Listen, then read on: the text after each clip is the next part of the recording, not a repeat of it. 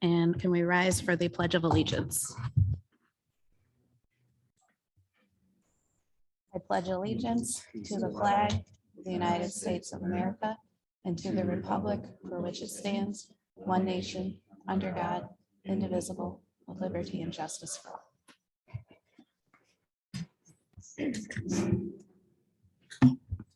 Go ahead, call the roll. Ms. Berkmeyer, Here. Mr. Green, Here. Mr. Richards, Here. Mr. Moses, Here. Mr. DeRue, Here. Mr. Middlestat. No. Ms. Knox, yes. Thank you. I'll accept a motion to approve the agenda as presented. I'll make a motion. I'll second. Okay, any discussion? All in favor? All opposed? Okay. The next item is the hearing of the public. I don't have any submissions. So seeing none, we will move to the superintendent's update regarding the bond.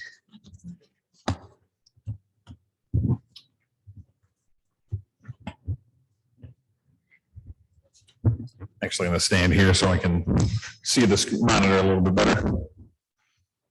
So I have Dale and Daryl are here if there are questions. As I mentioned in the update, and again, that's strategic planning, instead of going through the whole 3.5-hour presentation that we went through that night, we're going to kind of go through the summary because now this is the third time you've heard the proposal, talk about the surveys that we've done, and then kind of go through any last changes that we've made based off of those surveys and feedback from stakeholders.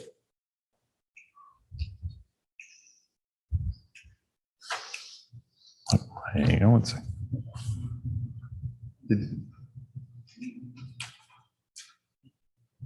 Technical difficulties here.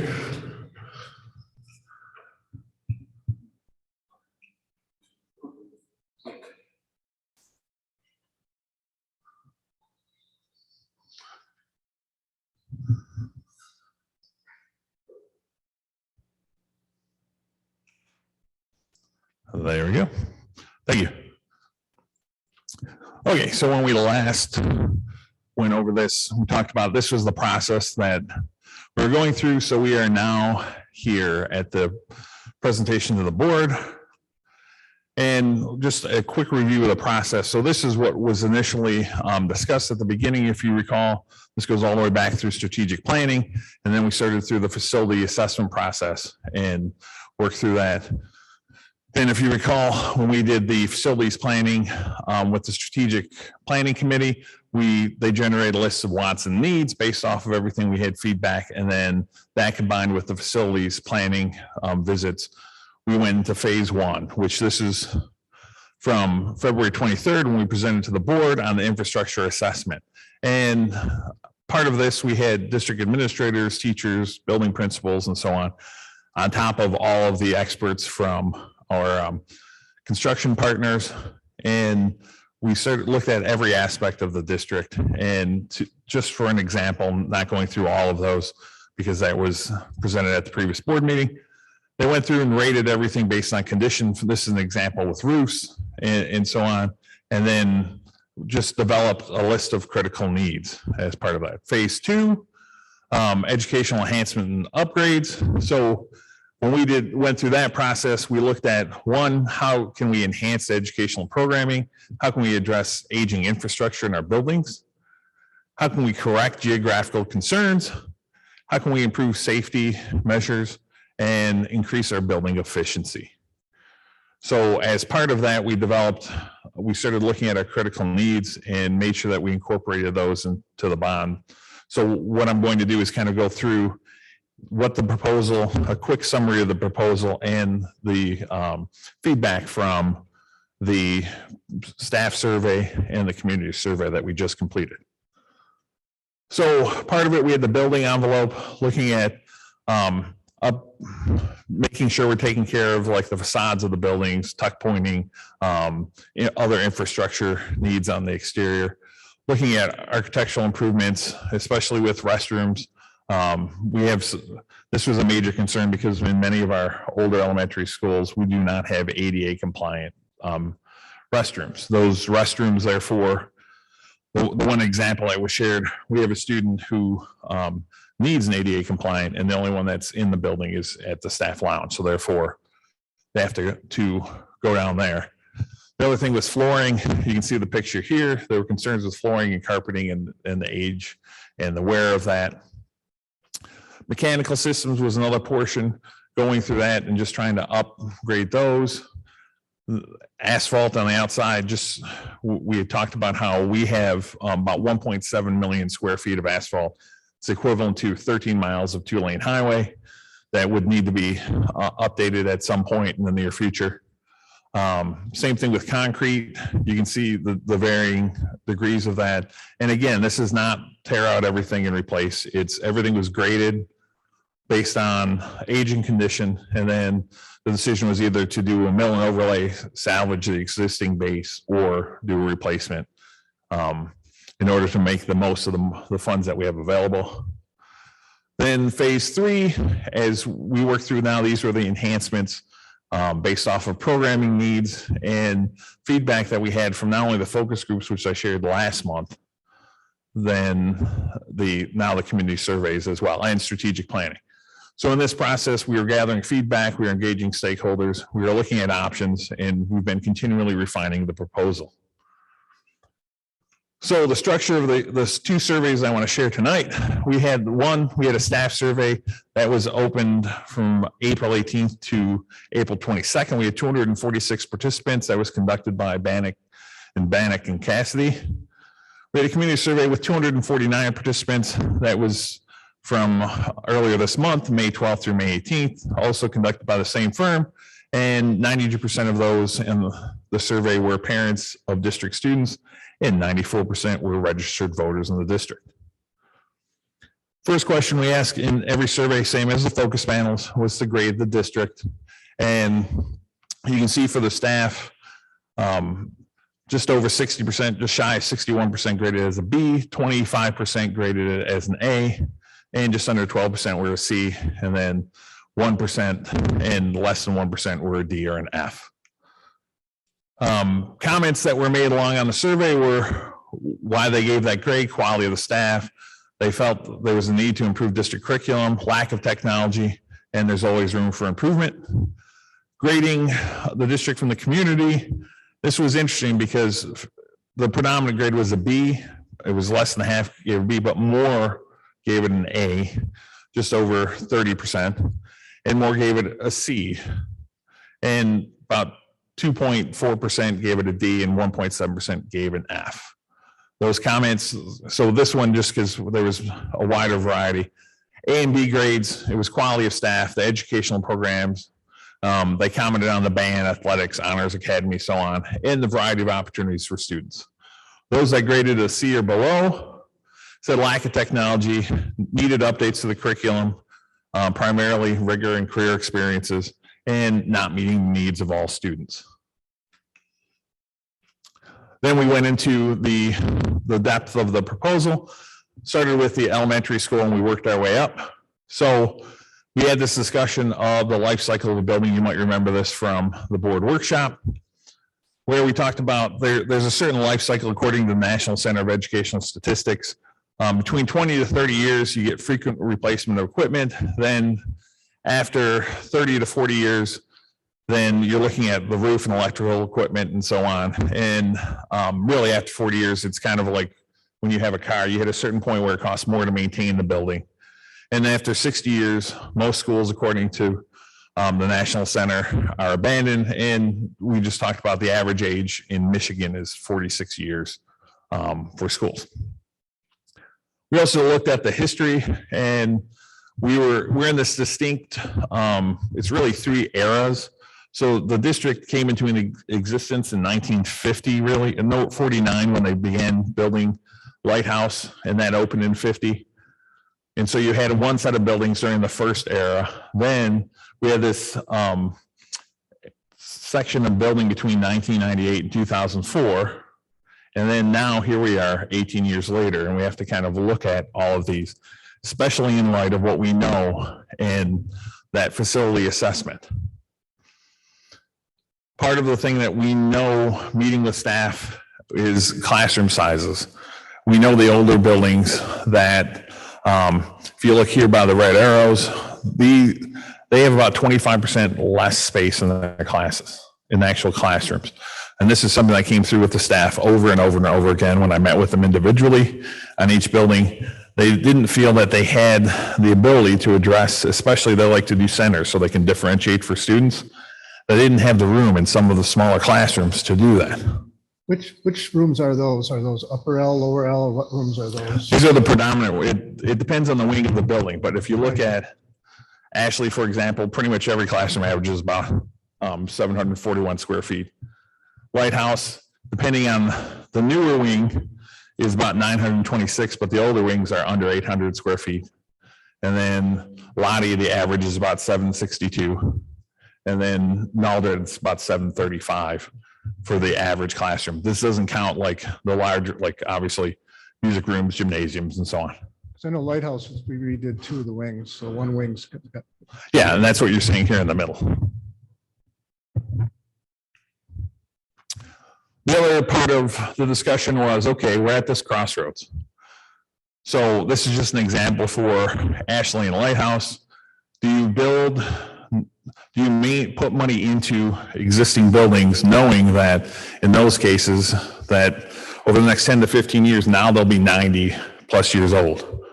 Or do we invest a little bit more now in order to have some of those things that we know the staff wants and a significant number of parents have showed interest in strategic planning and so on, in order to bring the schools up and have this whole concept of equity, that there's a newer elementaries and then the older elementaries. And so how can we kind of bring those on par and make the most use? So just in this instance right here, you can see the projection is that we'd save about 19.5 million just in building maintenance costs. This isn't even operational costs.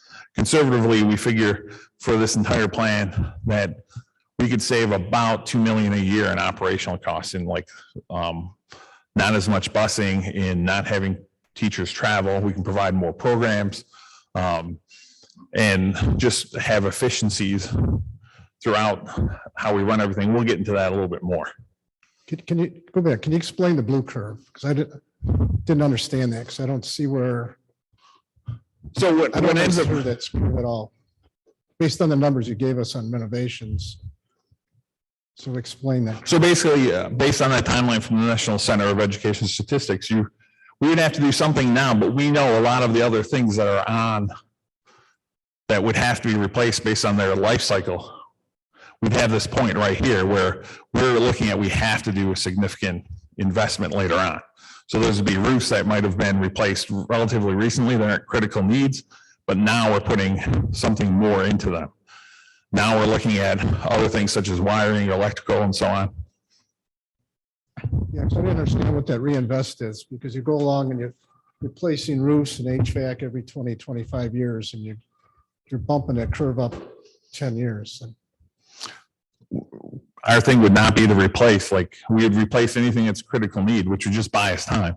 But over the long haul, we know, for example, like Middle School South, I know we've done tuck pointing in the past. Yeah. And no matter what happens, we just keep running into the same issue with that. And you just see that with older buildings where you're going to have to do that. And this is not even getting to making ADA compliant bathrooms, having the appropriate class sizes that we're looking for instructionally. Yeah, because the 20 million is, I don't understand the 20 millions of renovation costs, because if you look at your reports, it's not 20, but kind of biases the curve up. But go ahead. No, the initial plan when we spoke with phase 1 on February 23rd, it was 14 million just to bring Lighthouse, just to handle everything that needed to be happen at Lighthouse to have the exact same building. And it was 11 million for Ashley alone. That's not upgrades or anything. So that was 25 million just to get us to this point with no additional upgrades. Yeah, I just don't follow, because the report has 12 million and 7 million. And that includes, then Lighthouse has got the district technology stuff included in it, right? Well, Yeah, there's part of it, but that's separate from. And the blue curve includes all new lighting too, right? It was $1 million per building per lighting. No, even that, we had removed some of it from the initial. Okay, whatever. The other part of it, this is something that we heard loud and clear from parents. The current configuration, that there were issues with that, such as primarily with Great Oaks, because right now that's the feeder for Middle School North. And McCott's currently goes to Middle School South. So for example, looking at configuration for efficiencies, you can see, for example, right now, currently we have Ashley and Lighthouse. So the lighter pink area right here, you can see they wrap around each other, and then there's kind of the beige area. So we currently have buses that are going down the same roads, picking up kids that are either across the street from each other or really right next to each other in some instances, to go to two buildings that are directly across the street from each other. And it makes no rhyme or reason in a lot of ways. Our greatest schools of choice right now that we have in district are just students that are opting to go to the either school. It's about 70 kids going both ways because they want to be with their friends and the friends that are across the street from them. So that's been a concern. Likewise, with the feeders, as I mentioned, with the middle schools, we have McCott's, which you can see here. They travel all the way past north to south. And we have Great Oaks, which travels to north. So we have just kind of the sandwich situation. And I hear regularly from some district residents that live in this upper right-hand corner about how it is. It's about 45 minutes that they're on the bus to get to south from the northeast portion of the district.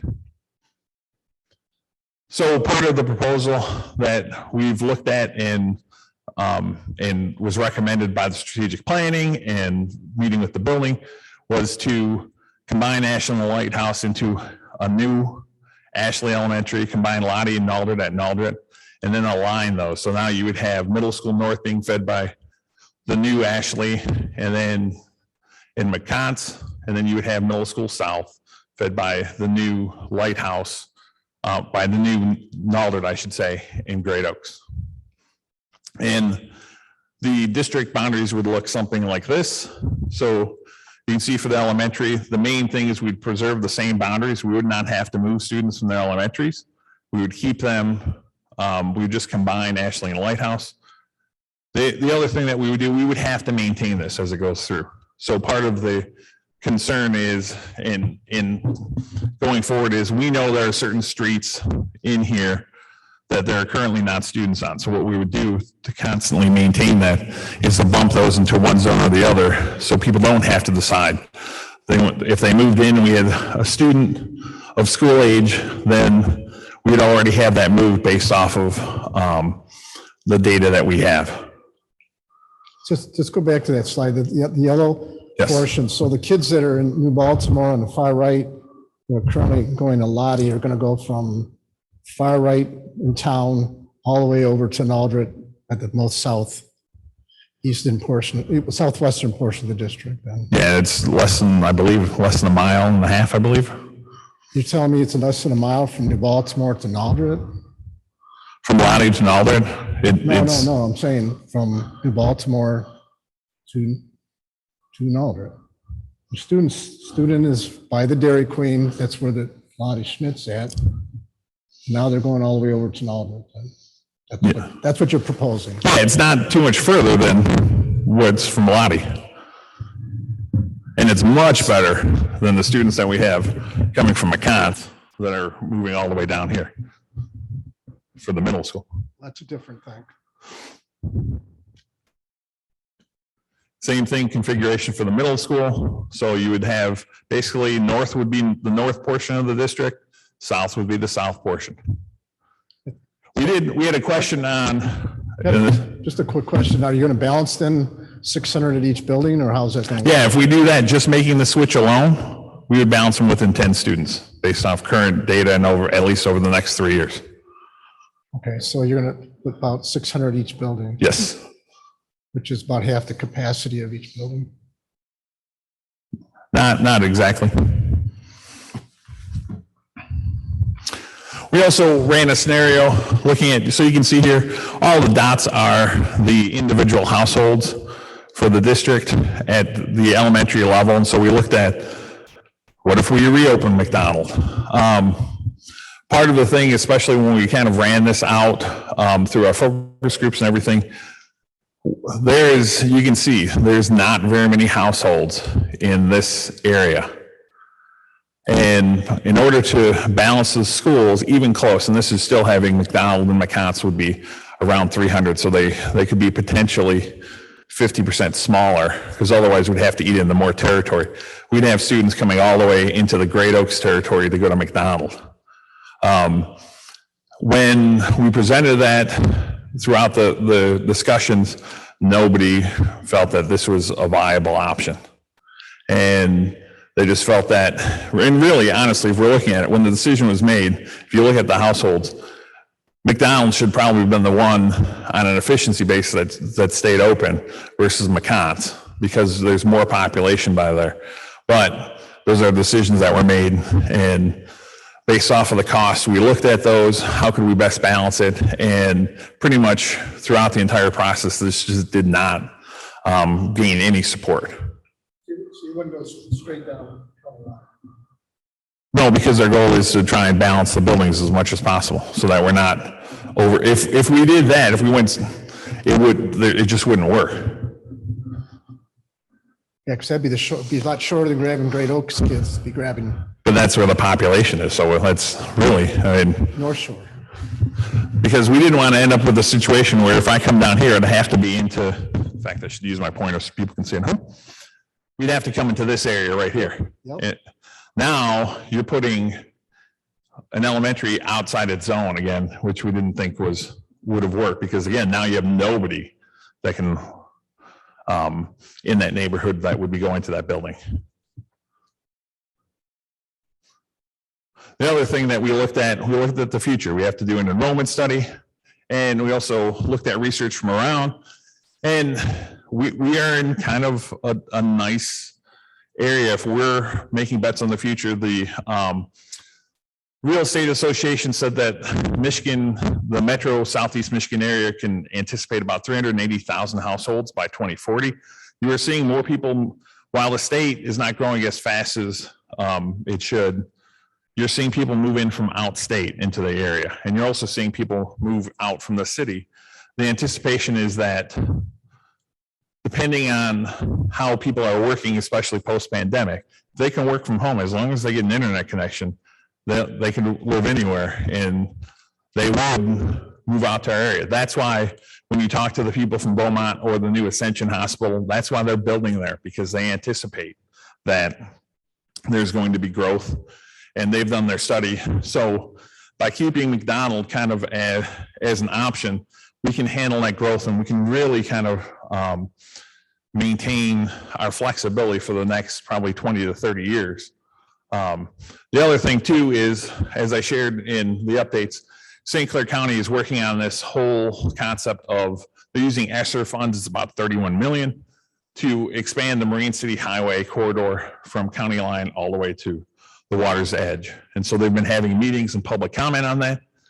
So we're looking at that as well, as what can we do that fits within the budget that we have, and how can we also anticipate our future growth.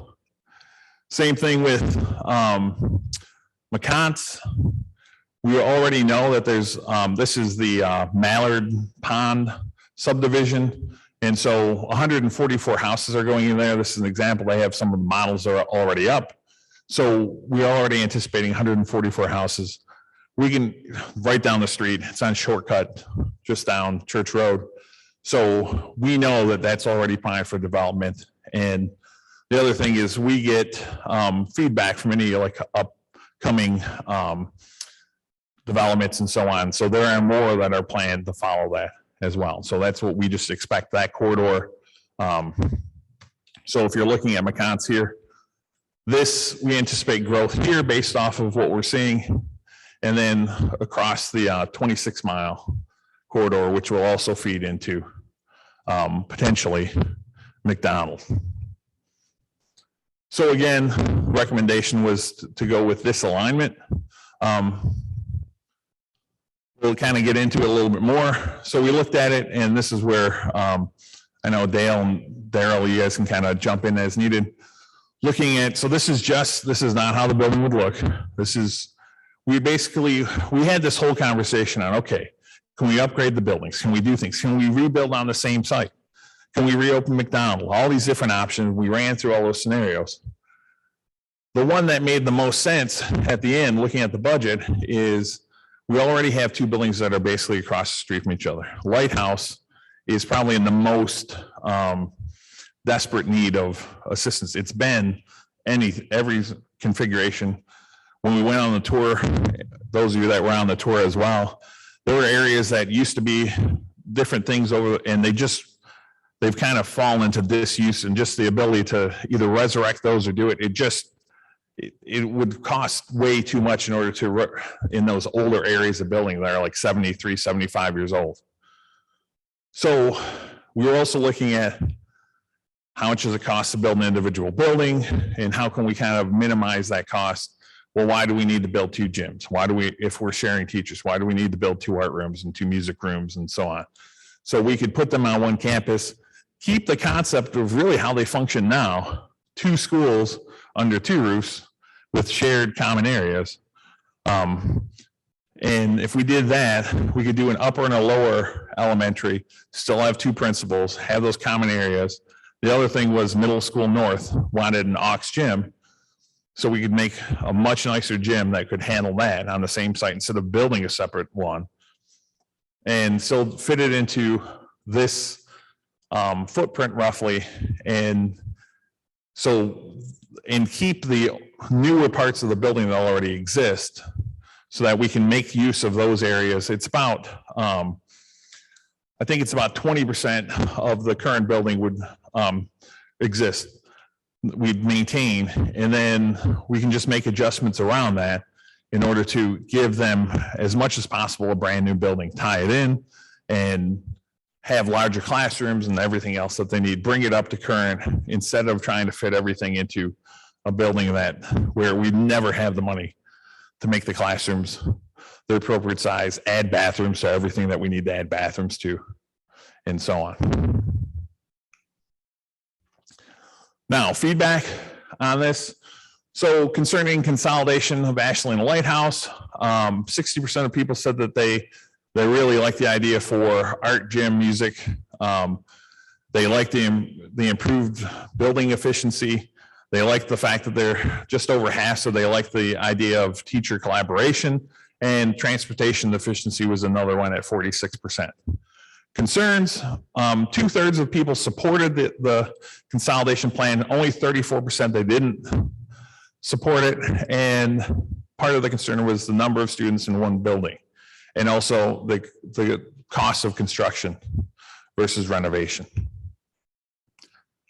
That was from the staff. For the community, again, that the consolidation improves efficiency. They like that. They like the full-time staff will be located in one building, because we've been adding counselors, we've been adding social workers and so on. We want to make sure that they're spending their time, because right now, no matter how we split it, they might not be available if they're at another building and they have to travel. So then we can make sure that they're there in the building instead of having to call them over. Transportation efficiency, like 34% liked everything about it. They 34% like that Lighthouse should be repurposed as an early childhood center, and 29% said that they liked that there would be more classes at each grade level, and they liked more teacher collaboration as well. Concerns, so 71% approved the plan, 29% had concerns on it, and again, number of students in one building and the cost of construction. Naldrit, similar plan. This is just, again, concept of how they would fit onto the site, which would be possible. So based on those changes, this is the staff. So again, they were primarily for it, and some of the things they liked about it were the availability for specials located in one building, building efficiency, more teacher collaboration, and transportation efficiency. Same thing. So 38% had concerns with the plan. They were number of students, less than half number of students in the building, and the cost versus remodeling, and 15% had concerns with losing Lottie Elementary. And one of the comments that kept coming up was many of the questions raised by the survey respondents related to how Lottie would be repurposed. While some residents expressed displeasure at losing the facility, that's 15% of them. Others agreed that demolishing it was probably the proper decision that made the most economic sense. When we get to the timeline, you'll see this combination would be at the end of the bond. So we would have time to kind of see how things would play out and if there are other options. We've talked about early college would be something that we've been working on just for our own students, doing things like that in order to kind of provide more opportunities. But over the basically 8 to 10 years that this would work through, we would have the ability, because students would still be in there as is until the final 2 years of the bond.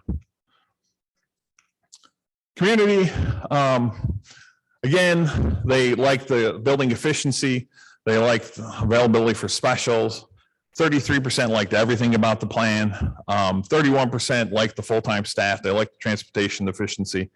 22% didn't like the consolidation.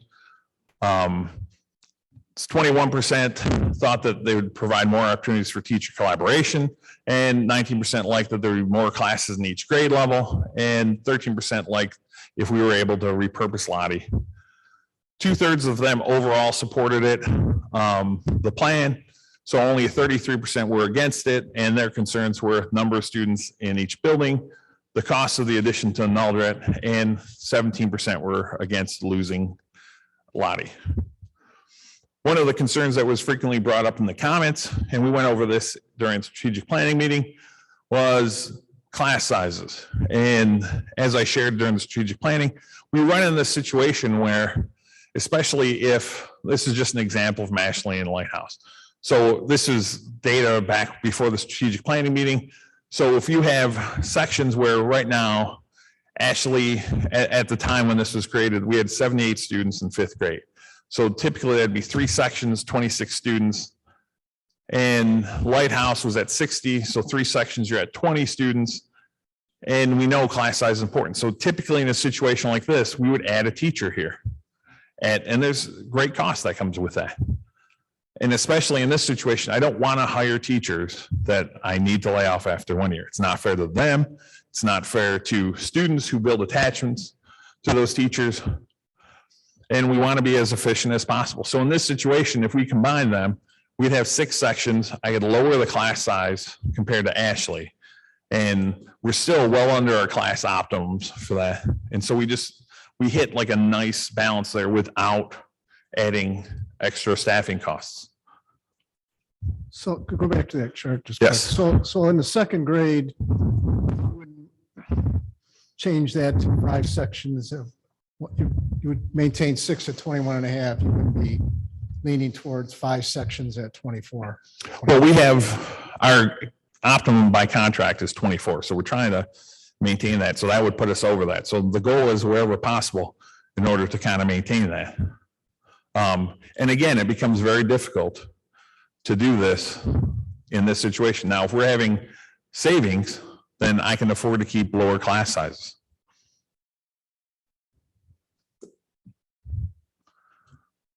As for Lighthouse, what we're looking at is the newer portions of the building we would continue to use. So this newer wing here actually has bathrooms built in, so we'd be fine. This wing, we would have to add bathrooms to. We would maintain most of the major portions of the building, but this was something in strategic planning that they talked about, that they wanted a field for kids to play in. And so we were kind of landlocked in this situation. So we'd still maintain the tech that would stay there. We'd be able to fit a nice field for students to play, and we'd be able to handle all of our foreseeable early childhood needs for at least the next 10 to 15 years, which is something I heard repeatedly from the early childhood programs. They've been moved all over. They want to stay in one spot. They want an actual dedicated playground. They want a gymnasium. They want things like that so they can enhance their programming. And this would be able to solve that in one site. So you're going to tear the gym down too? That would be remain to be seen.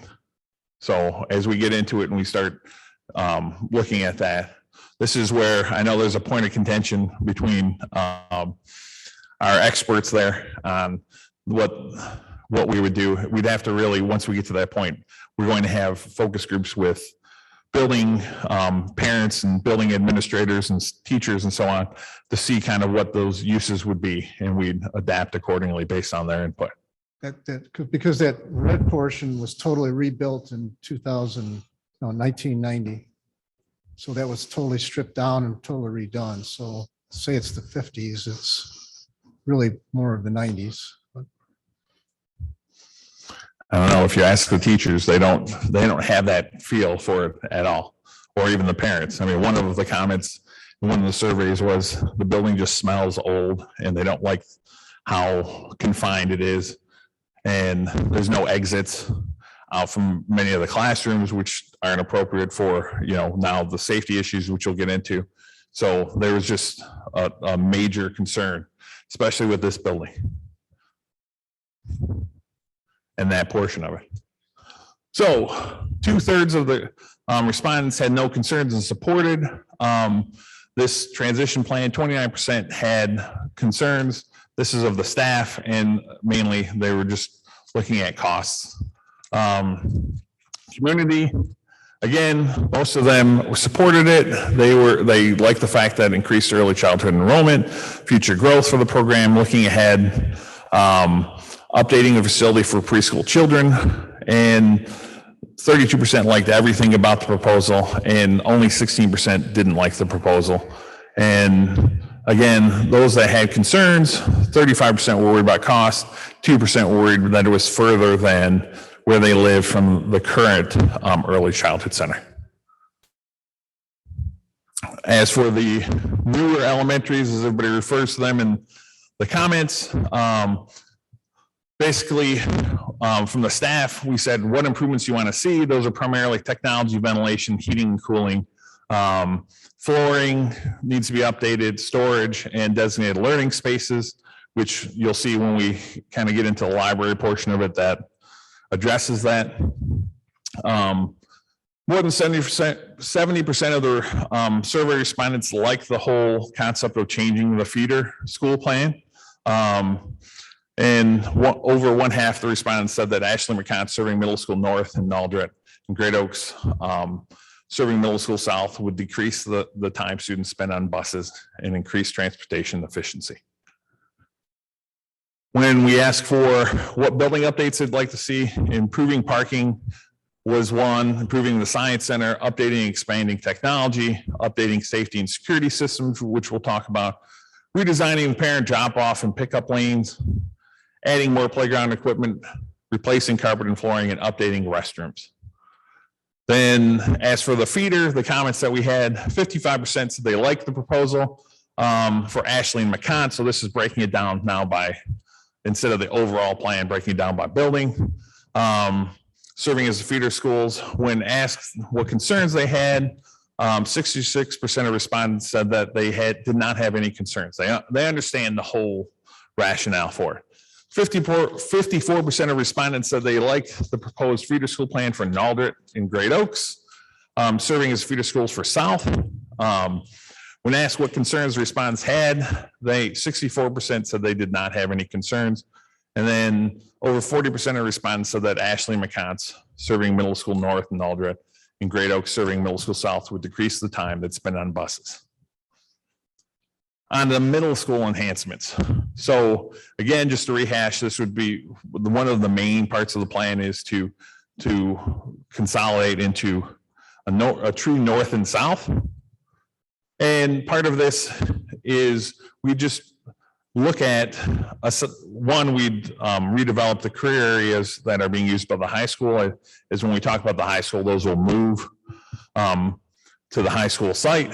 And then as part of that, we'd recreate the libraries in order to make better use of them, of the technology. We'd make sure that they have collaboration zones, broadcast studio, project zone, reading zones. We'd have a flexible zone for technology and so on in order to really make better use of that, because that was one thing that came loud and clear in strategic planning, was that parents wanted areas for their kids to kind of be able to work on these things, to collaborate with each other, to work on career areas as much as possible. So we're trying to build those into both.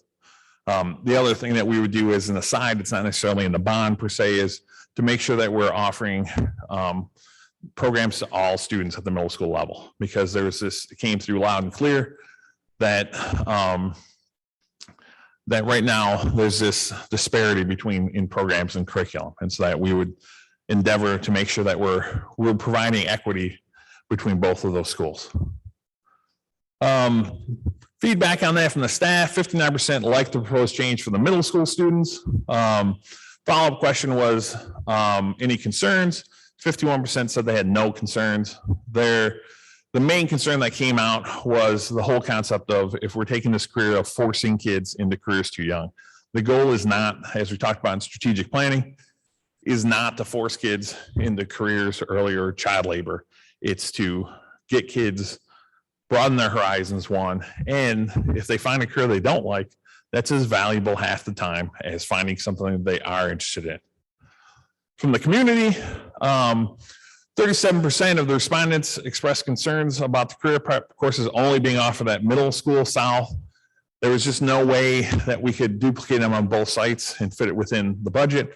And 37% said that they had no concerns about the proposed plan.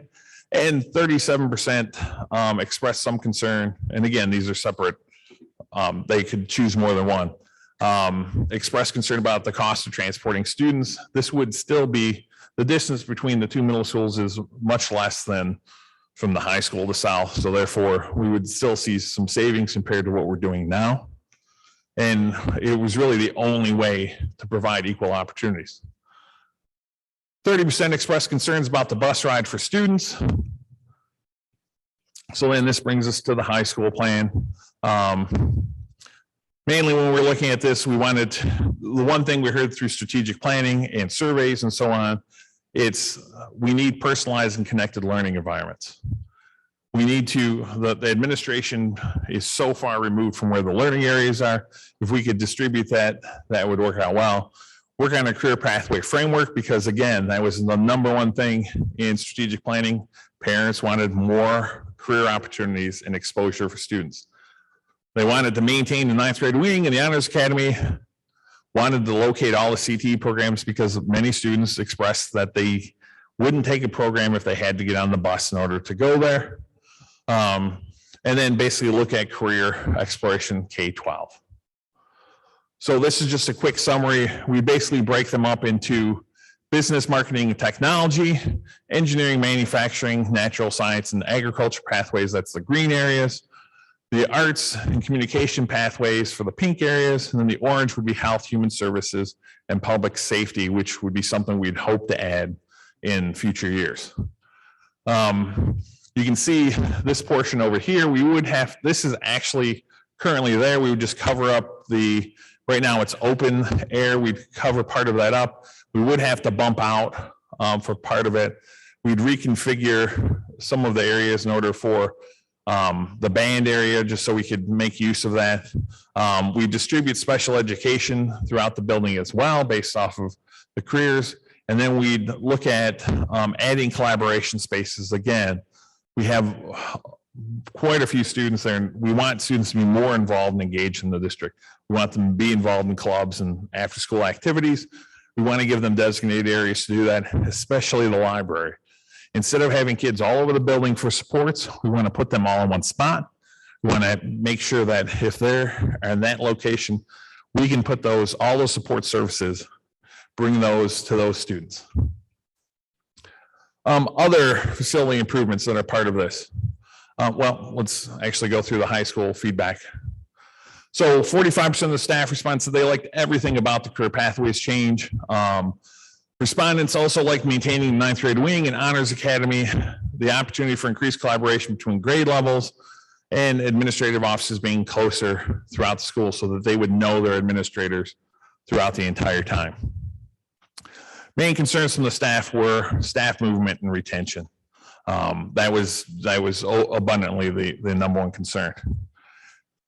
From the community, the survey, just so you can see kind of how it's structured, you can see that it was generally positive. Only 7% said they didn't like anything about the proposed plan. And then you can see the reasons that they did like it. And if they put other, they could comment on that as well. So 36% liked everything about the proposal. Respondents liked maintaining the Honors Academy and the 9th grade wing, the opportunity for increased collaboration between grade levels, administrative offices being located throughout the building, and 47% had no concerns whatsoever. Classroom technology, I didn't put all the slides that we had, but basically we'd update that so that we'd have more devices for students. We're not recommending a one-to-one where they take it home, but we would have enough devices that at any time if a student wanted to use a device, they could do that.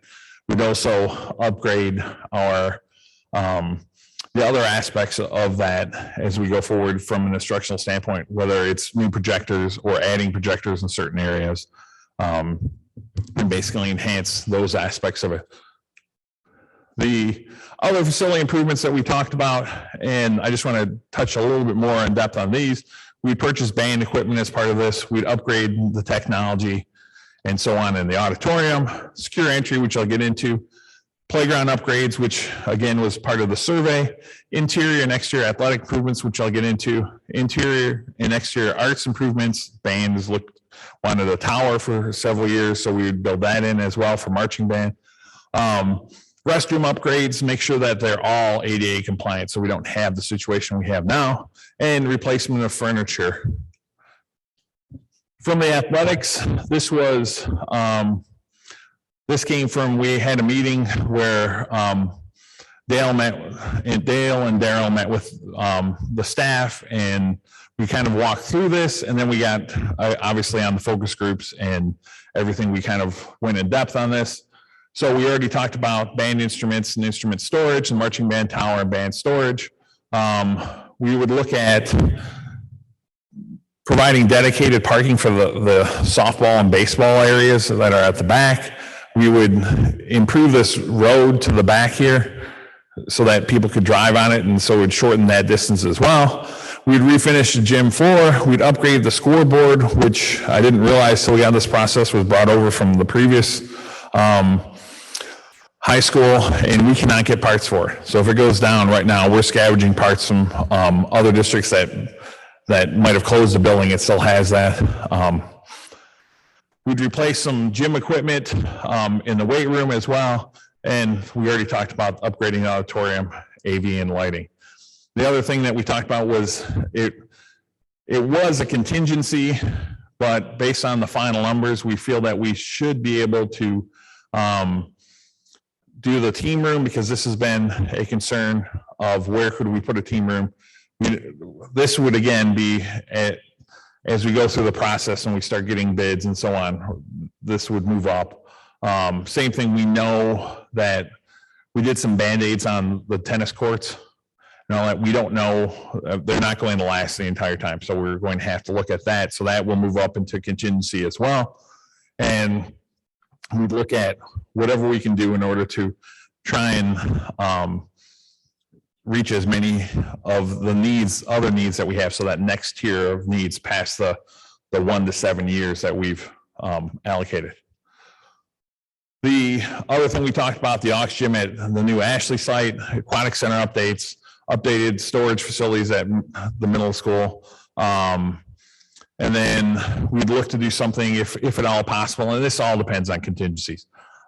Visiting team area at the high school field, maybe a separate visitor entrance if at all possible. And if we can do anything to update at least rehab the press boxes a little. Because we learned through the process that if we do much to expand them, we need an elevator, which who thought that would ever be a concern for the press box. Safety and security, which is obviously on everybody's mind, considering recent events. There's over $8 million in the bond for this. That's just in the hardware alone. So building infrastructure, video surveillance, access control, emergency alert system, public address system, and so on. That's not to mention things that we're already doing as a district. So you might notice if you go by McCott's that we put some window film up there. That went up yesterday. And so things like that are just strategies so people can't see into the building and so on. And the same thing, if we're designing new buildings, they can be designed with security. So this bottom picture is of Lottie, and you can see none of the classrooms, you are trapped if you are in that classroom for the most part. So if we can put exterior like fire doors and so on, now there's another way. You can design classes in such a way where in the layout of the building to enhance security so you don't have the bottlenecks, because we have some of the buildings where if all the kids were to go, you see the kids get bunched up in one area. And we want to avoid that as much as possible. So we've been working, this is above and beyond the bond.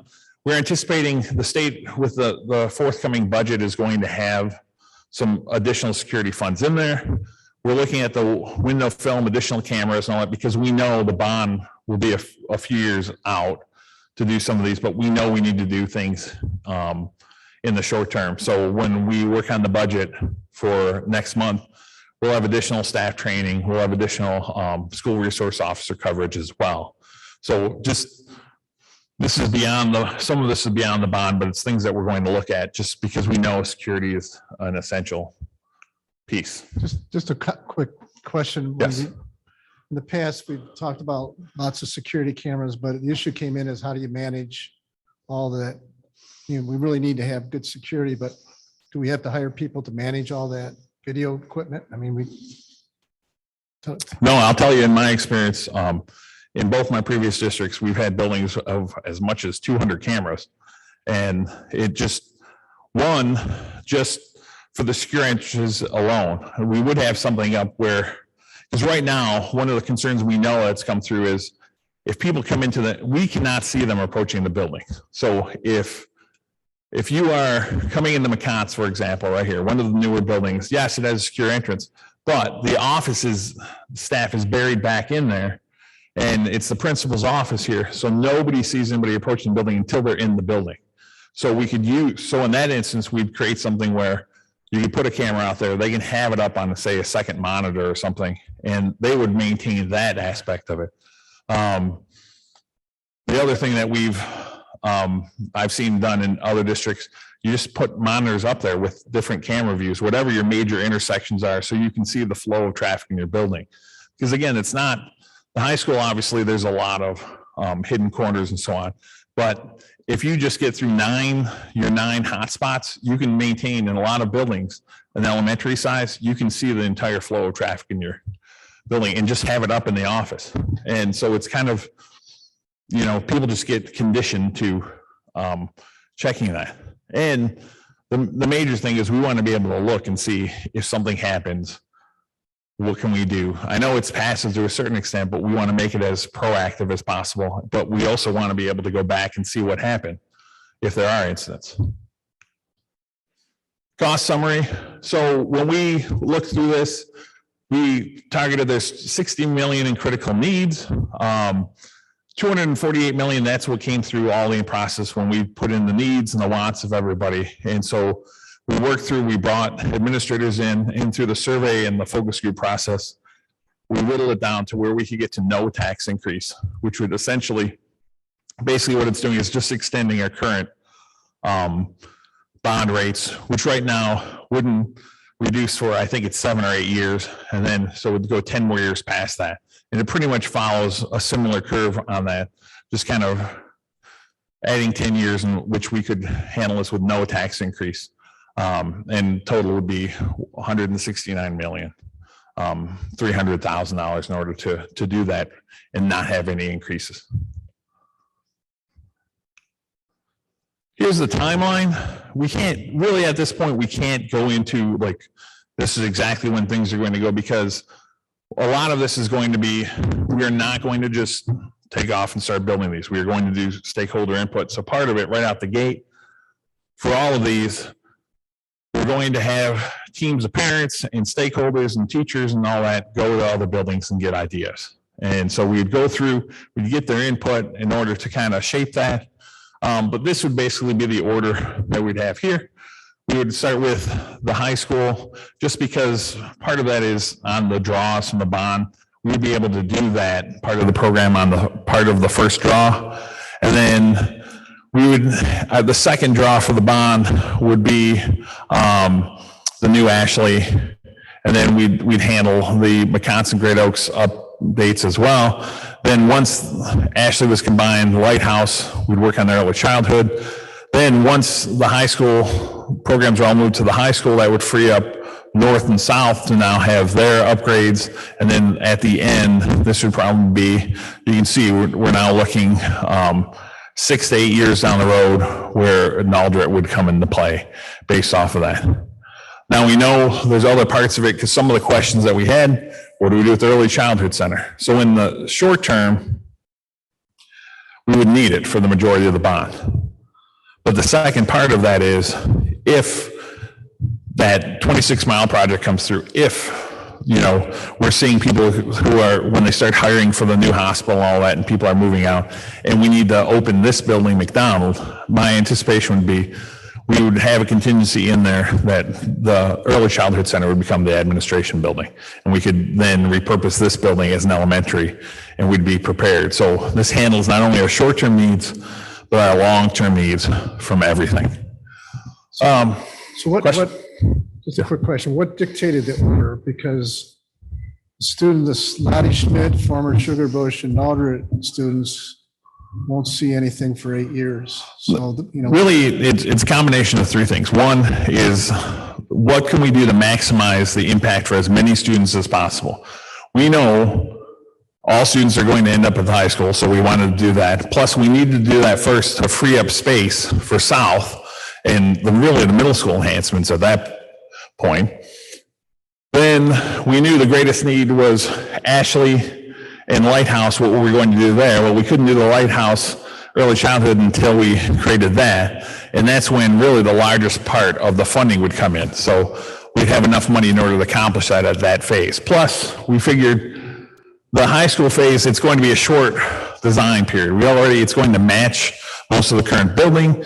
It's a small bump out on the building. So we could probably get that started closer to the beginning. Meanwhile, we're having people going out, looking at buildings, getting ideas and getting feedback from the community basically on what they want to see and how they want that to work. So that kind of dictated that portion of it. Then as we were going through looking at this, then we knew we wanted, so this is going to maximize for all the programs that we're having input for all of that. And then we knew at the end that basically once we did the middle schools, then Naldret and Lottie, we would have a better, clearer image of where we'd be at.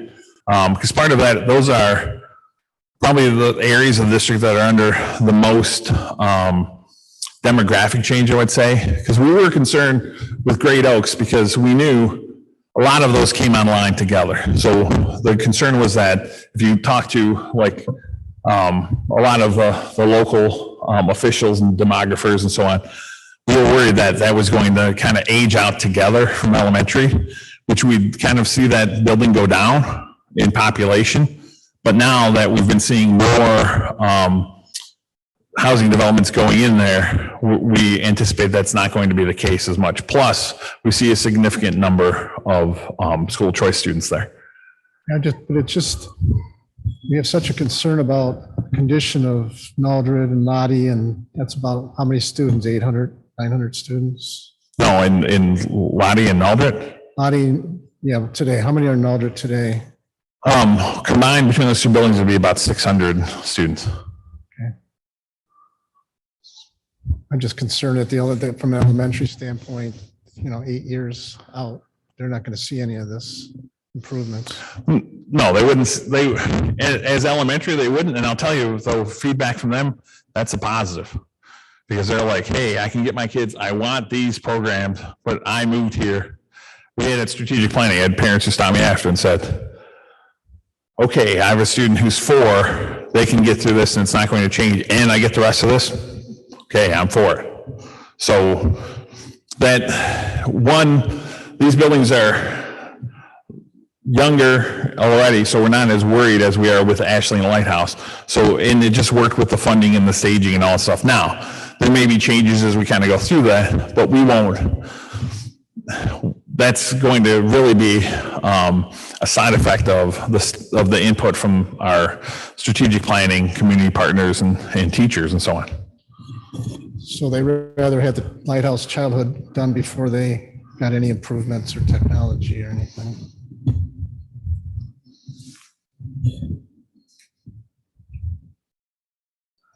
So overall thoughts.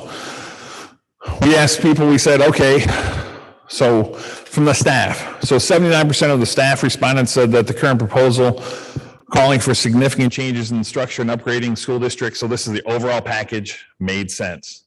21% of the respondents said they would hold off judging the proposal until they received details related to the questions. 0 were against the plan. Number one comment was a significant number of staff members said they liked the proposed plans and that many aspects of it were, quote, long overdue. Voting, we asked because a significant percentage of our staff are voting members of the community. They live in the community. 76% that they were likely to favor the bond proposal. 6% said that they would likely oppose it.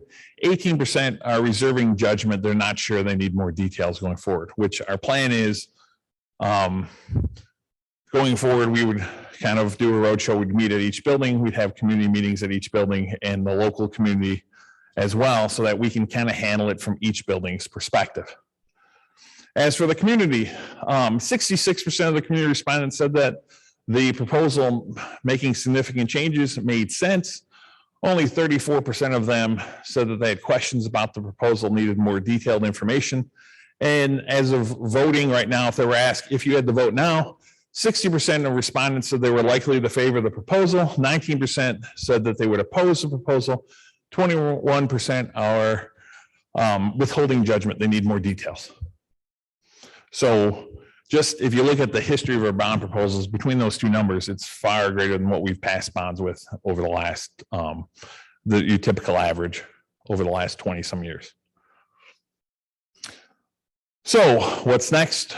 This is the recommendation. You have the packet before you. What we'll do is we will take this to preliminary qualification with the state on, if it's approved by the board tonight, on June 17th. They will give feedback on that proposal. I mean, we have a good team. I don't anticipate there being major changes to anything. If there are, then we have to address those, and then the board will approve the actual formal resolutions for final approval, which 99% of the approval process will be done as part of this informal preliminary qualification. Then it goes to that. Then the state will look at it. We'll have 30 days. We'll get it back. And then we have to call for the actual bond election. That will be in August. And I am contractually obligated, right, Daryl, that we set it for August 10th, but they're like, if any way possible, can we please do it on August 3rd? So questions? Is the technology then done by building projects then? And will the It really be done first couple of years, or is it going to be by the? we would layer that in. So if it's devices, things that we can move that would not be like permanent infrastructure, then we can do pretty much early on, like we're doing now. We're trying to do Wi-Fi as we go, because many of our buildings haven't had Wi-Fi. And so for those individual devices, we could do that early. And then as we complete things such as the libraries and so on and so forth, or if it's an area that's not being touched, it's an already existent part, it's been a new addition recently, and we're not going to do much, we could probably do parts of that as well, correct? So like the Aldred project, you wouldn't do much there because you have to wait till the building's redone. Well, and again, we're maintaining a significant percentage of that building. So the new areas that were there, we would be able to do things with that in the short term. We just wouldn't put it, our goal through the whole process is not to not to tear down things that have been recently done in the last like 20, 25 years or so, to make things kind of comparable and to really develop a plan looking forward for everything.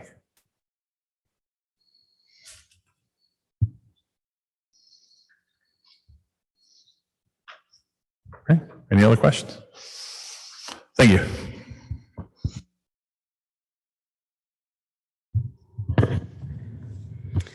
Okay, next on the agenda is communications. We did receive, I believe it went to the board from an individual in the community, so we'll just enter it to the record. A community member, Mr. Templin, had written the board in hopes that our district will join Roseville and Centerline districts in passing a resolution opposing the Let Michigan Kids Learn voucher initiative and supporting our public schools. So that's for consideration. We will move to consent agenda.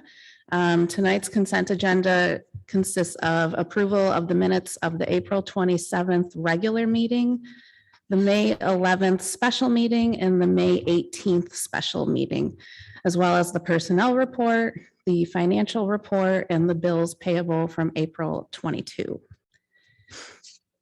Is there a motion to accept approval of the consent agenda? Make a motion. Is there a second? Support. Any discussion?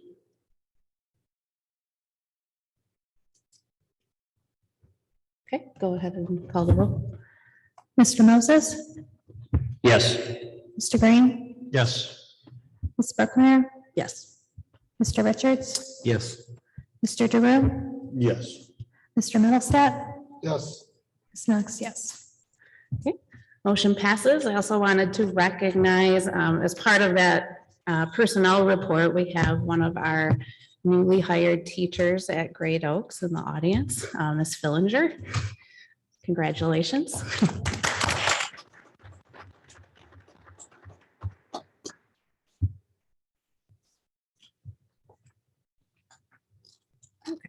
Moving to new business. So we had a request, I had a request from the superintendent regarding his contract. So he noted that this last school year, as you know, his contract turns over July 1.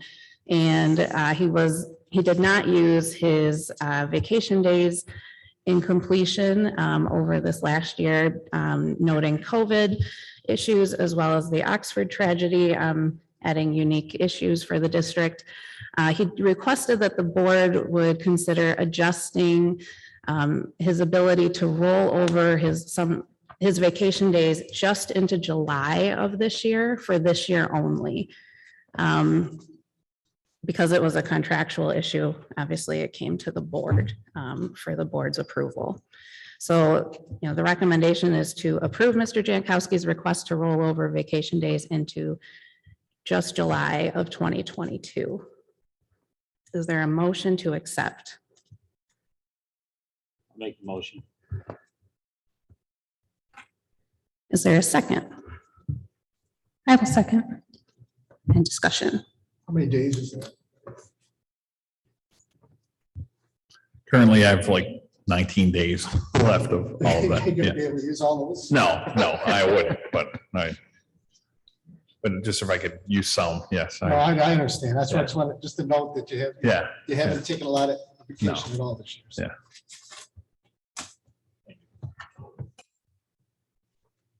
Any other discussion? Call the roll. Mr. Moses, Yes. Ms. Knox, yes. Ms. Buckmeyer, Yes. Mr. Green, Yes. Mr. Richards, Yes. Mr. Drew, Yes. and Mr. Middlestat. Yes. Motion passes. Next, we have a field trip request. Middle School North is planning their field trip to Washington DC for April of 23 school year. As you know, they already did this year's trip, including 2 teachers and 10 to 15 parent chaperones. They were planning for April 26th through 29th. This is the annual 8th grade trip for North students. Next year, they are planning to fly again through World Strides Bright Spark Travel. Similarly, South is planning their field trip to DC in May of 23 with teacher and parent chaperones, and also planning to fly on their dates of May 4th to May 6th. So the recommendation is to approve both middle school North and South to travel to DC on those dates given. I believe this was already kind of discussed once, but because of the change, Mhm. no longer taking buses after this year's incident, forcing them to move to flights, that was kind of overwhelmingly popular. So just as a change, essentially a change order, allowing them to fly instead. This is why it's coming back to the board. I'll make that motion. I'll support. Any discussion? All in favor? All opposed? Okay, motion passes. Next, we have the Macomb County Head Start lease. So the agreement that you received continues the Macomb County Head Start program at Sugar Bush for the 22-23 school year. So the agreement continues for Blue Water Community Head Start program as well at McDonald Elementary for the 22-23 school year.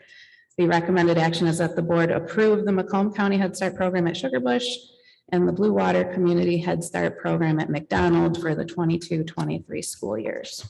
I so move. I'll support. Any discussion? This isn't going to affect any type of lease arrangement with any outside parties on that No. particular building, is it? No. Okay.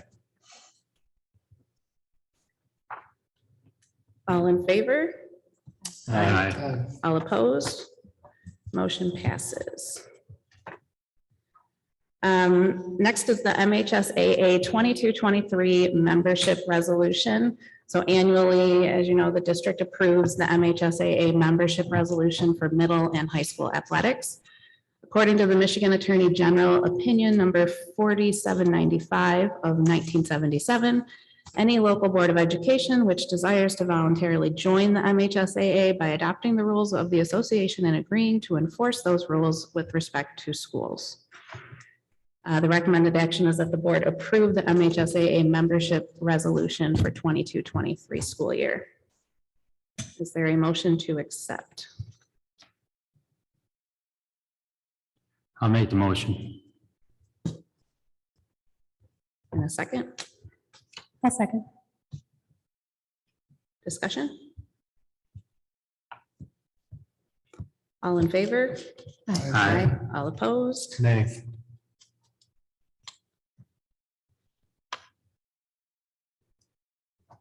Motion passes. Next is the bond resolution. So this is at the regular board meeting on this date. The resolution is that the district has considered the need for various capital improvement projects to its facilities as described in the proposed projects. And whereas the school district has held 5 strategic planning meetings, 10 focus groups, 1 community and 1 staff survey, collecting input from over 600 constituents.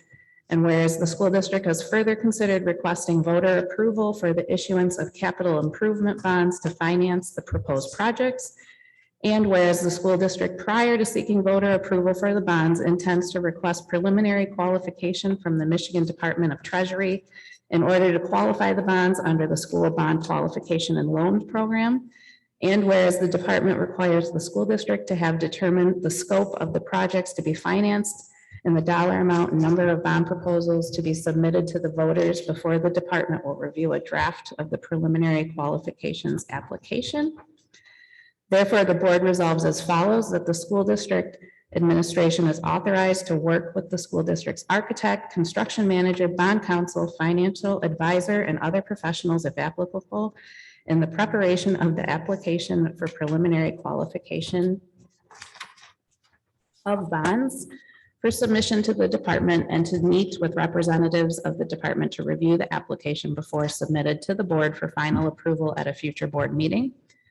The proposed projects to be included in the application to be submitted to the department for the proposed bond financing are those described in Exhibit A, and the total amount of bonds to be issued to finance the proposed project shall be not more than $169,300,000. The board anticipates that the bonds, if approved by the voters, may be issued in one or more series and expects to submit the bond proposal to the electors for approval at the regular school election to be held on November 8th of 2022. All resolutions and parts of resolutions insofar as they conflict with the provisions of this resolution be and hereby are rescinded. So the recommendation is, of course, to accept the bond resolution as described. Is there a motion to accept? I will make that motion. Is there a second? I will second. Discussion. I would have a couple discussion questions, not questions or comments. District elementary performance has been great the last 5-10 years, top in the county. One of the reasons why was we moved to a neighborhood community school type concept, along with low class sizes and great staff. I don't agree with building these mega elementaries, these large elementaries. I think we lose a little bit of community connection with that.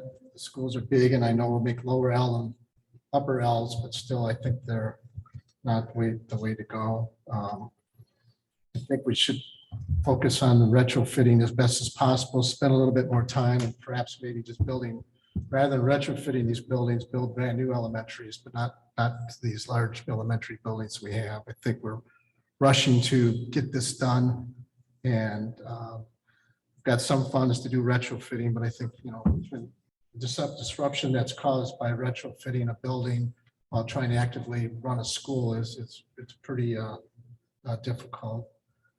So, and then in terms of the high school, I kind of agree with what they're doing there, but my only issue with the high school program is that we're trying to move classrooms, consolidate certain subject areas or certain tasks in certain wings. And that becomes very expensive. We're spending almost $4 million just moving these rooms here, this room here, ROTC room 30 feet around the corner. It's going to cost this money. Why don't we leave things where they're at, try to work around that? So that was my other concern with the high school. As far as the middle school, we've had great testing and great performance at the elementary schools, and we get to the middle schools, and it is a problem because we're kind of separated. They're not equal programs at both ends. And buildings around, we could debate it's 1,000 to 1,200 capacity buildings, and we're going to balance it out. The buildings are only going to be about half used. I don't know why we don't try to consolidate, build some tech wings at the middle school north or centralize it so that we truly have the middle school kids in one building versus trying to bus kids back and forth and try to adapt. And so again, too, is the size of the bond issue. I would have hoped we could have done, not spent the whole, maxed out the whole credit card and spent about half the much and spend a little bit more time doing it. And then in terms of timing, when you look at the timing of the bond issue, I guess I have a problem with having having the Chesterfield Township kids having to wait. And you mentioned, well, they're more than happy to wait, but I would think from the technology, and if their air conditioning is not working and this and that they have to wait. They're going to vote on this bond issue. That's going to be 9 years before they see any relief. I think that's a problem. I would have thought we could have focused on getting the renovations done at the elementaries first. And I know the high school stuff's kind of important with the career stuff. I think everything's important, but I would think we would focus on trying to reduce the cost that we have and the environments that the kids have in the building. So I just it's just a lot of, I just have a problem with the overall process. Any other? I guess I do have a follow-up to Mr. Middlestad's concerns. Did you raise these concerns at the strategic planning meetings? Well, I'm not part of the strategic planning, am I? I believe several hundred people were invited, including everybody on this board, principals. Mr. Green. Administrators. As a board member, the board meeting is where you discuss and approve plans And I've asked several times to have the bond issue put on the board agenda so the board could discuss as a board, not as an individual citizen. So that's. Well, certainly, but with your expertise, I would have just hoped that you would have brought those things forward at those 5 meetings to simply say, hey, I'm not comfortable with what we're doing here, and they could have looked at possibly something else. I will say you're in the minority with everyone else that was in the room, several hundred people over 5 different meetings that didn't express exactly those same concerns. There were some, but like I said, it would have been great to have heard those back in February at the You beginning of didn't this hear any process. concerns about mega elementary versus small elementary. I did. That's what I brought.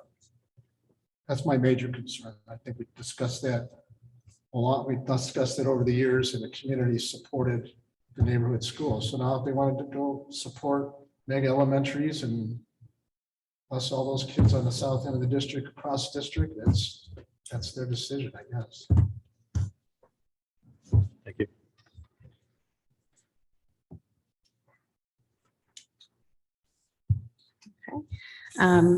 Go ahead and call the roll. Mr. Green, Yes. Ms. Knox, yes. Ms. Brookmeyer, Yes. Mr. Richards, Yes. Mr. Moses, Yes. Mr. Durrell, Yes. Mr. Middlestat. No, Motion passes.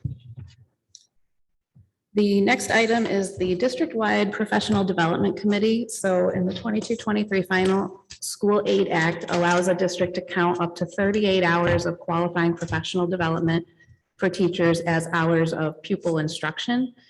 Whereas at least 8 hours of the qualifying professional development must be recommended by a district-wide professional development advisory committee consisting of teachers, non-teaching staff, parents, and administrators.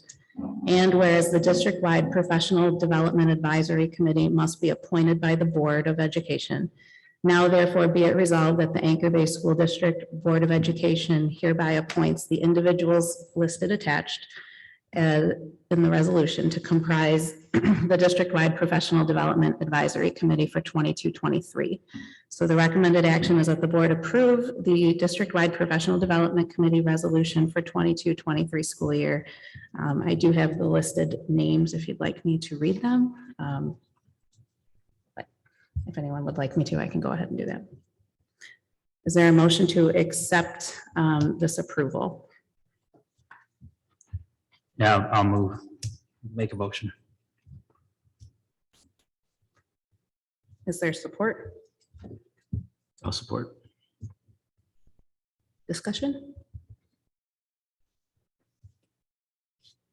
All in favor? Aye. All opposed? Motion passes. Thank you to those individuals who have volunteered. And then we have the bread bid for 22-23. Aunt Millie's Bakeries has been our supplier of fresh bread for several years. Attached, you will find a letter from Aunt Millie stating they cannot extend their bids for the 22-23 school year due to supply chain issues. Carrie Youngblood, our food service supervisor, would like to then recommend Great Lakes Baking for our 22-23 school year fresh bread vendor. She has worked with them in the past when she was at South Lake Schools and finds them very responsible and reliable. They also supply fresh bread to several schools throughout Macomb County who have also recommended them highly. So the recommended action is that the board approve Great Lakes Baking for the 22-23 school year for fresh bread to the district. are they the lowest other bidder then, or is there only 2 bids? Or is there, are they only bidder, I guess? Yeah, I believe in that. It's, as you know, our supply chain issues have been. No, I understand. I'm just curious if there was other bidders. on it. Yeah, I know Carrie did a Herculean job of trying to find somebody who could pick up the bid for next year. Yes. How does their pricing compare to Aunt Millie's? I know you don't have that readily in front of you. Yeah, but- it's very comparable. Okay.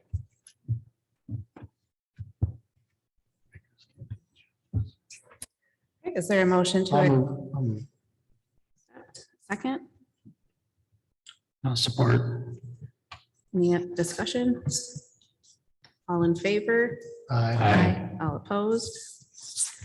Motion passes. Okay, we will move to board comments and or points of pride. So we'll just go around the table. Mr. Middlestat, would you like to start?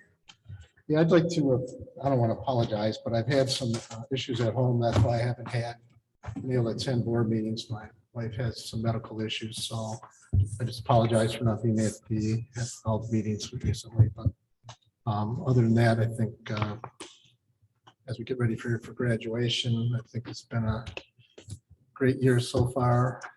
It's going to wrap it up in a positive point this year. So again, it's another rough year, but like I said, thank all the staff and all the people in the district for their support and getting us through this.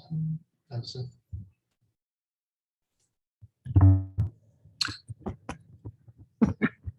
I just, congratulations to all the graduating seniors, and it's been a good year, and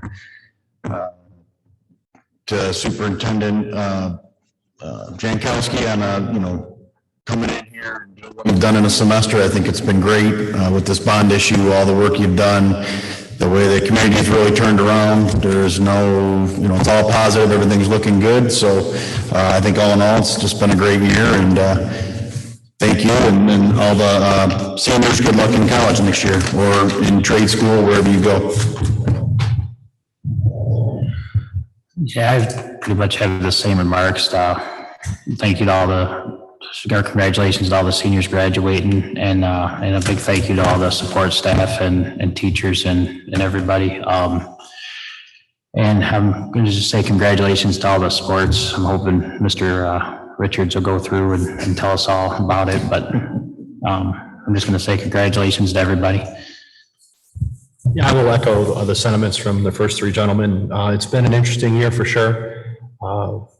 Much appreciation to Mr. Jankowski and to all of our support staff, our principals, our teachers. It's been a challenging year. Congratulations to all those that received honors and scholarships over the past week or two, whether it was at the high school or I know they had middle school awards this week as well. So appreciate all of your efforts as students. The one thing I'll just kind of throw out there is for any of my seniors parents that may be watching, get your kids under control. I had a senior last year and I had to sit down and have a conversation with them to reel things in. Please talk to your graduating seniors and make sure they understand that there are ramifications for their actions, and we don't want anybody excluded from any events that are yet to come. Grandma and grandpa look forward to a high school graduation and seeing their grandkid walk across that stage for just as long as mom and dad. Please make sure you talk to your seniors and you don't lose that. It was an amazing opportunity I had last year with my son walking across the stage, one I'll never forget. Make sure you're having those conversations with your seniors to make sure they understand the importance of just finishing up and staying out of trouble while they're trying to do it. Thanks. I echo all those sentiments. I also want to congratulate the 30 high school seniors that signed with colleges and universities today for various athletics. So there was a lot of great things going on in the high school today, senior cookout things.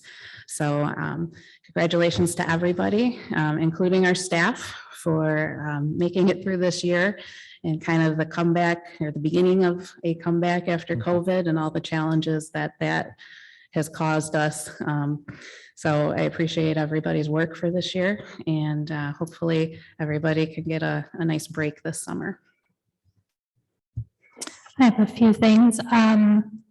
Appreciate Mr. Jankowski hanging out with us for a whole year. So hopefully he'll come back after his vacation. I had a senior last year and I have one this year. And last year I was kind of thought, oh, maybe that was, easy with COVID or this would be easier without. And they both present challenges. The amount of time and effort that our staff and teachers and everyone put into everything to make last year as special as possible.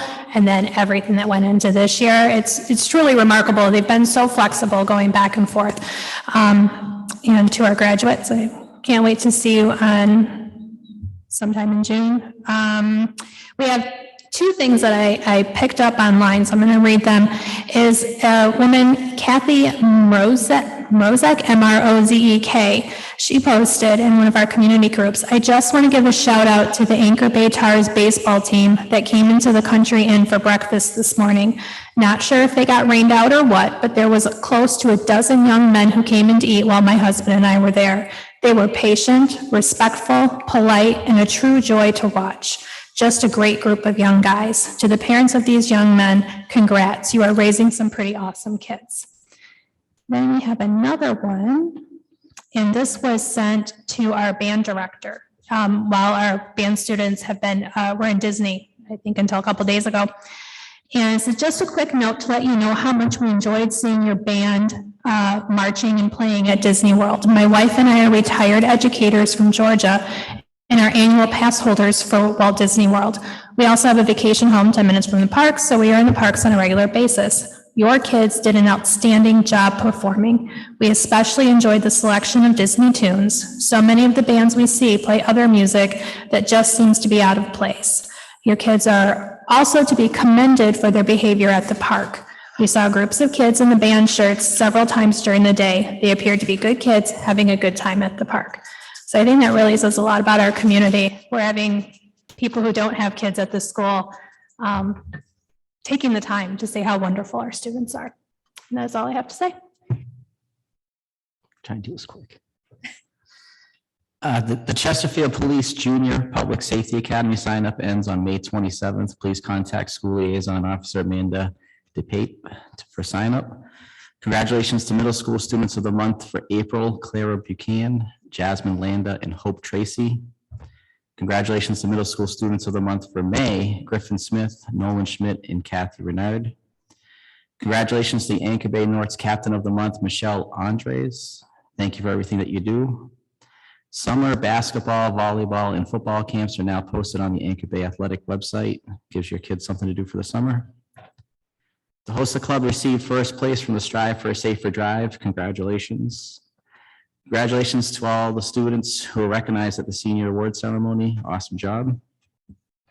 Camp Infinity is back for girls that are in 4th through 7th grade. The camp will be held at the high school from June 20th to 24th. Congratulations to the boys track and field on the MAC Red Division champs. Congratulations to the varsity girls tennis team on their MAC Gold Division title. Congratulations to Amanda Uzray, Alana Lungard, Michelle Dume, and Melissa Vu on setting a new school record for the 4x100. I'd like to congratulate Jay Selesky on being named the varsity boys basketball coach. We look forward to watching you next year. Congratulations to the varsity boys lacrosse team in becoming the MAC Blue Division champs. Congratulations to the varsity girls soccer team on their MAC Red Division championship.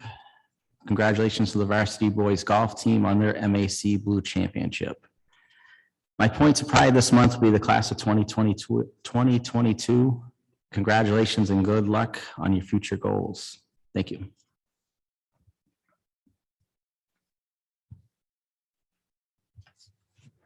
Great. Are there any legislative updates? The only thing going on at the legislative level is school budget. So that's really we anticipate that to happen hopefully in the next 3 weeks, that we'll get the final numbers for that in time for us to finalize our budget. But if not, we'll just go based off of those estimates that they've released so far.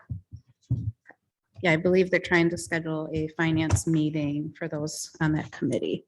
Yeah. So yeah, I think we put out 5 dates. So just let us know whenever during the day, evening, whatever works for you, and then we'll coordinate that. Okay.